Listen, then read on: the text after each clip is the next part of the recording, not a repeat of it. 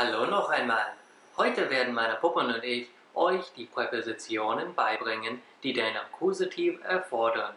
Vergesst nicht, die Untertitel und Anmerkungen anzumachen. Los geht's! Hello again. Today my puppets and I will teach you the prepositions that use the accusative case. Don't forget to turn on the subtitles and the annotations. Let's start. Ist der Keks für mich? Nein, der Keks ist nicht für dich. Er ist für mich. Aber ohne einen Keks werde ich verhungern. Ohne Essen wirst du verhungern. Aber nicht gleich heute. Vielleicht nächste Woche. Ich bitte nur um einen Keks. Warum gibst du mir keinen Keks? Was hast du gegen mich? Ich habe nichts gegen dich. Ich mag Kekse. Ich will sie dir nicht geben. Wirst du mit mir gehen?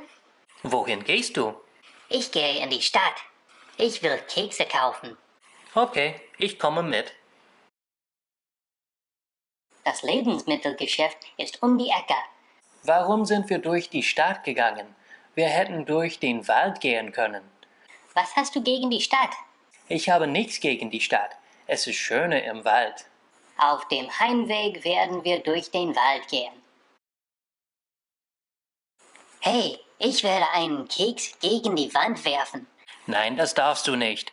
Aber ich will einen Keks gegen die Wand werfen. Und ich will ein Auto für meinen Hund kaufen. Manchmal kann man nicht tun, was man tun will. Das glaube ich nicht. Ich tue immer, was ich will. Jetzt werde ich den Keks gegen die Wand werfen. Hey, ja. Hey, warum hast du das getan? Wir haben die Polizei gerufen. Jetzt müssen wir wegrennen. Du kannst ohne mich gehen. Ich habe nichts getan. Tschüss. Wo ist der Verbrecher? Er ist um die Ecke gegangen. Hallo. Haben Sie den Keks gegen die Wand geworfen? Nein, das war nicht ich.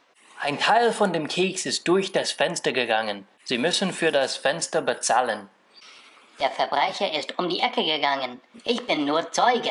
Ich habe nichts getan.